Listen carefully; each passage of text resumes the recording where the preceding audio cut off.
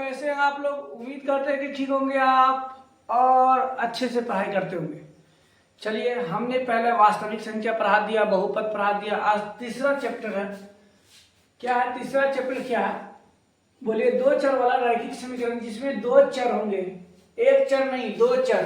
है ना? चर तो आप लोग जानते हैं किसको कहते हैं चर। तो बोलिए चर किसको कहते हैं? A B C D dot dot dot जो लगा रहता है ना, एक्स वाई जेड जो लगा रहता है उसी को चर कहते हैं। अचर किसको कहते हैं? तो बोलिए अचर। अचर किसको कहते हैं? तो एक दो तीन चार डॉट डॉट डॉट अनंत तक को अचर संख्या जो रहता है उसको अचर कहते हैं। बात समझ में आ रहा है? इसमें दो चर में पढ़ना। कितने चर में? दो चर में। इसमें कुछ टॉपिक है जिसको पढ़ना है। क्या क्या पढ़ना है? तो बोलिए विलोपन के बारे में पढ़ना। क्या पढ़ना? विलोपन।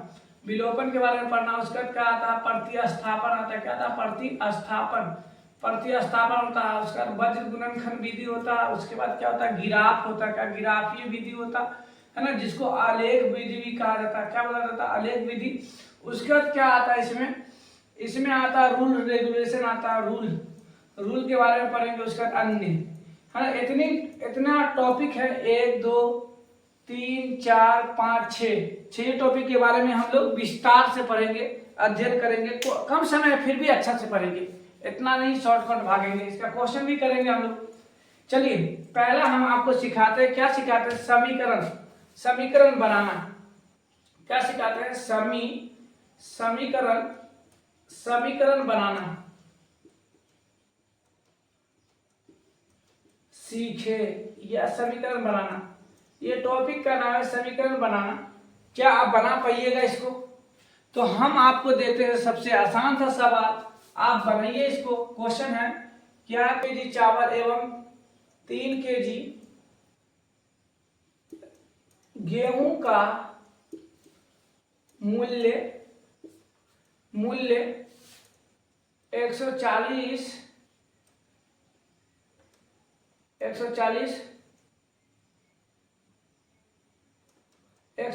रुपया। क्या इसको बना सकते हैं आप समीकरण? तो सबसे पहले इस समीकरण को बनाने के लिए सबसे पहले आपको मानना पड़ेगा। यहाँ पर लिखिए हल, अपने नन्हे नन्हे हाथों से लिखिए हल, और लिखिए यहाँ पर माना की। क्या लिखिए? माना की एक, क्या लिख सकते हैं? माना की 1 केजी चावल का मूल्य x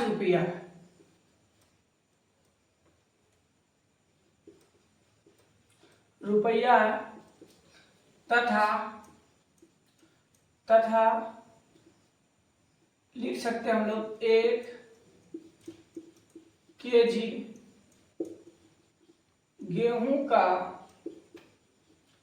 मूल्य y रुपया है। क्या लिख सकते हैं? y रुपया। जानते हैं। क्या लिख सकते हैं? हम जानते हैं। क्या लिख सकते हैं? हम जानते हैं। तो कितना बोल रहा है? 2 केजी, तो 2x प्लस 3y प्लस बराबर का 140। यही तो लाना था। क्या आपने सीख गए आसानी से? क्या आप सीख गए आसानी से? बोलिए, एक दफा क्वेश्चन को देख लीजिए, आप सही से देख लीजिए। बोल रहा 2 केजी चावल एवं 3 केजी गेहूं का मूल्य 140 रुपया है। तो बस समीकरण आपको बनाना है। क्या बनाना? समीकरण। छोटे से बड़े लेवल पर जा रहे हैं हम लोग, धीरे धीरे जाएंगे। हमने बेहतरीन क्वेश्चन को लिखा। देखिए क्या लिखा है? 1 केजी सेब एवं 2 केजी अंगूर का मूल्य 60 रुपया है, जबकि 3 केजी सेब एवं 5 केजी अंगूर का मूल्य 180 रुपया। आपको समीकरण बनाना, ध्यान रखिएगा, समीकरण बनाना। तो हम लोग लिख सकते हैं यहाँ पर, क्या लिख सकते हैं? यहाँ पर लिखिए पहले हल। क्या लिखिए? हल। माना कि 1 केजी सेब का मूल्य, 1 केजी सेब का मूल्य x रुपया है तथा 1 केजी अंगूर का मूल्य y रुपया है, y रुपया है। याद रखिए समीकरण बनाना भैया आपको, तो यहाँ पे लिखेंगे प्रश्न से या प्रश्न अनुसार लिख सकते हैं हम लोग। क्या यहाँ पर 1 केजी तो x प्लस 2 केजी 2y बराबर का 180। यस, एक बन गया। लिखिए पुनः, क्या लिखिए पुनः, क्या बोल रहा, 3 केजी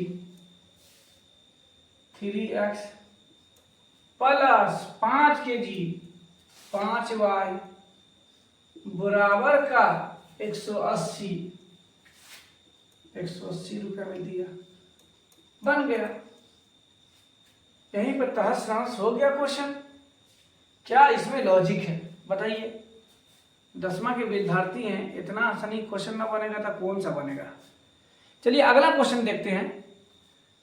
वीडियो बहुत लंबा हो जाएगा इसलिए पहले क्वेश्चन को लिख लेता हूं, उसके बाद फिर आपको समझा रहा हूं। संगत और असंगत क्या बताना, बोलिए। संगत और असंगत, तो हमने लिखा संगत, हमने लिखा संगत, हमने लिखा असंगत। क्या लिखे? असंगत, असंगत। हमने लिखा संगत और लिखा असंगत। क्या आप बता सकते हैं उससे पहले कोई भी कंडीशन आए तो हमने क्वेश्चन को दिया तो क्या आप क्वेश्चन को वैसा ही लिख सकते हैं, है ना। ए का मान बता सकते हैं, बी का मान बता सकते हैं, सी का मान बता सकते हैं। कैसे? तो हमारे पास संगत और असंगत जानने के लिए हमने जो क्वेश्चन आपको दिया, क्या दिया, बट्टा C2 A1 बट्टा A2, क्या इधर 4। क्या आपको बात समझ में आ रहा? तो ये हो गया, जो पहला वो A का मान हो गया, जो दूसरा वो B का मान हो गया, जो तीसरा वो C का मान हो गया, है ना। देखना, सुनिए, जब हम पढ़ रहे रैखिक, तो रैखिक पर पावरे होता है 1, पावर जो होता है क्या होता है 1, पावर क्या होता है 1। रैखिक पर जो पावर होता है 1, मैक्सिमम पावर 1 बोल सकते हैं हम लोग। तो संगत और असंगत बताते हैं, तो हमारे पास आता है कंडीशन A1 बट्टा A2 डज नॉट बराबर B1 बट्टा B2, जिसको बोल सकते हैं हम लोग A1 बट्टा A2 बराबर नहीं है B1 बट्टा B2। यह कैसा होता है? तो भैया यह होता है संगत। क्या होते हैं? संगत। बात समझ में आया? संगत होता है। सुनिए, 3 कंडीशन है, यह फर्स्ट है।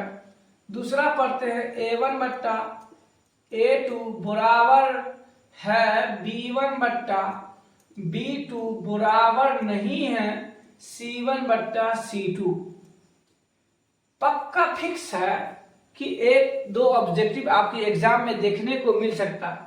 A1 बट्टा A2 बराबर है B1 बट्टा B2 बराबर नहीं है C1 बट्टा C2। इसका कंडीशन क्या हो सकता है? तो हम लोग बोल सकते हैं असंगत। क्या बोल सकते हैं? असंगत। क्या बोल सकते हैं? असंगत। क्या बोल सकते हैं? असंगत। तीसरा है हमारे पास क्या है?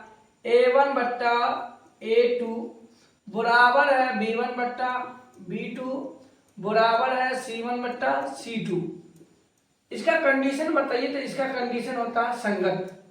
क्या होता है? संगत। संगत क्या होता है? संगत। क्या आप पहचाने? इसी क्वेश्चन को लीजिए और इस पर हल करके दिखाइए। हमने क्वेश्चन वहां पर लिखा था x प्लस का 2y बराबर का 3। यहाँ पर क्वेश्चन लिए थे 2x प्लस का 4y बराबर का 8।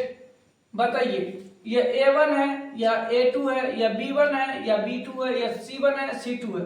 हम लोग लिख सकते हैं A1 बराबर 1, A1 बराबर 1, B1 बराबर लिख सकते हैं 2, लिख सकते हैं C1 बराबर 3, यहाँ पर लिख सकते हैं A2 बराबर 2, B2 बराबर 4 और C2 बराबर 8 लिख सकते हैं। हम लोग जानते हैं A1 बट्टा होता है A2, यहाँ पर लिख सकते हैं तुलना करने पर, लिख सकते हैं यहाँ पर तुलना करने पर A1 बट्टा A2, तो यहाँ पर 9 कुछ है तो 1 आया, यहाँ पर 2 आया, तो कटेगा नहीं तो ऐसा ही रह जाएगा। फिर आता हमारे पास क्या था B1 बट्टा B2, क्या यहाँ पर 2 आया, यहाँ पर 4 आया, तो 2 1 कम 2, 2 दूना 4, 1 बट्टा 2। अब आ गया A1 बट्टा A2, तब जाके तीसरा निकालेंगे। अगर यहीं पर नॉट आ जाता A1 बट्टा A2 बराबर नहीं है B1 बट्टा B2, तो फिर अगला में नहीं जाते, यहीं पर बराबर आ गया। अब तीसरा में जाना पड़ेगा हमारे पास C1 बट्टा C2।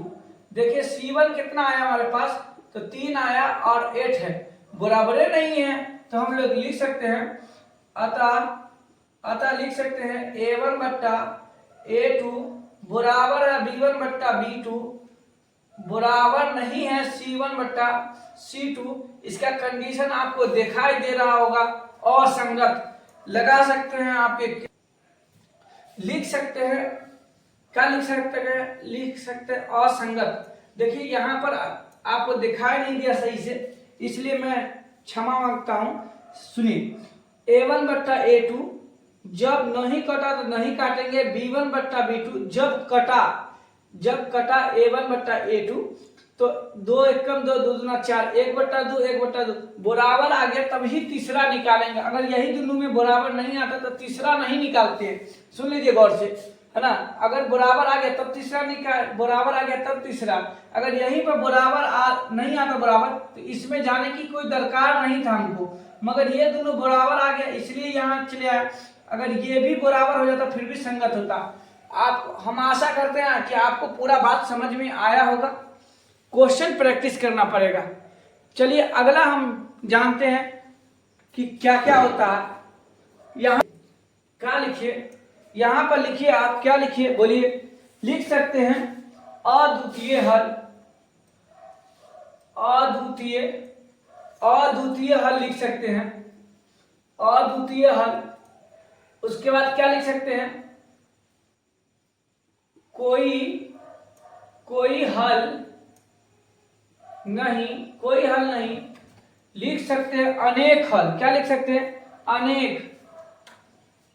अनेक हल, जिसको हम लोग ऐसे वाला निशान देते ना, क्या समझ रहे हैं आप, है ना।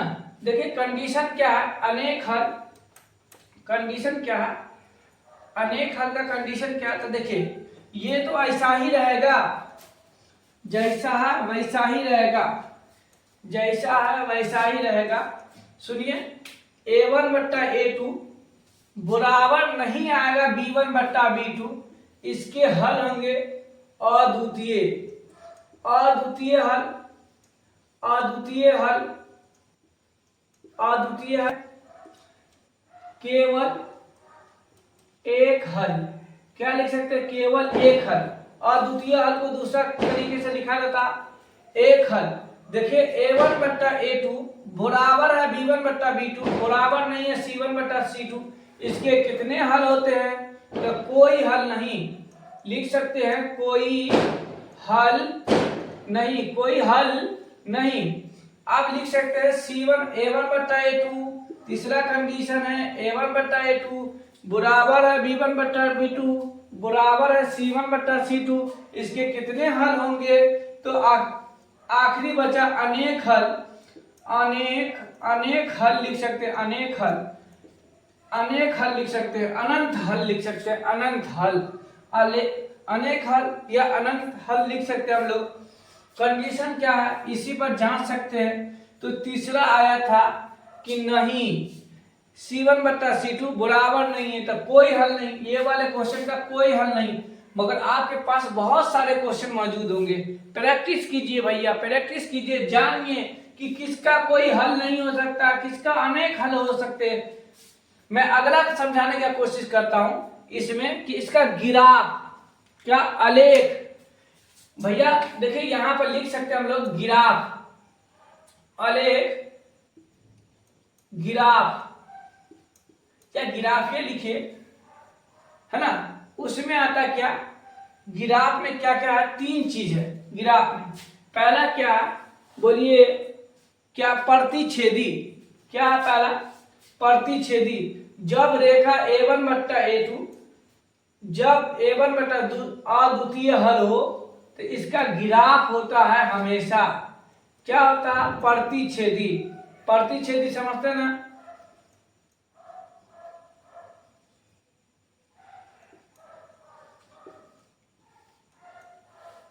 प्रतिच्छेदी, है ना। आज सुनिए, A1 बट्टा A2 बराबर है B1 बट्टा B2, बराबर नहीं है C1 बट्टा C2। इसके हल कैसे होंगे, क्या आपको पता है? इसका हल कैसा होगा, समानांतर, है ना। ऐसा कहीं पर न मिलेगा, बिछड़ता हुआ चला जाएगा, यस, है ना, समानांतर, समानांतर। सुनिए, इसका जो है A1 बट्टा A2 बराबर है B1 बट्टा B2 बराबर है C1 बट्टा C2। इसका गिराफ कैसा होगा, तो इसका गिराफ जो होगा, इसका गिराफ जो होगा यहीं पर, मानी आश्रित, आश्रित हो गए, आश्रित। इधर से जा रहा है तो इधर से भी आएगा, आश्रित। क्या आएगा, आश्रित या संपाती कह सकते, क्या कहते हैं, संपाती, संपाती क्या कह सकते, संपाती, समानांतर, आश्रित, है ना, समानांतर, आश्रित। अब बात समझ में आया। मैं कल आपको क्वेश्चन का प्रैक्टिस करवाऊंगा, जब तक के लिए इस वीडियो पे बने रहिए। देखिए, एक दफा हो जाए, 2 दफा हो जाए, 3 दफा हो जाए, जितना दफा चाहे उतना दफा देखिए वीडियो को, समझे।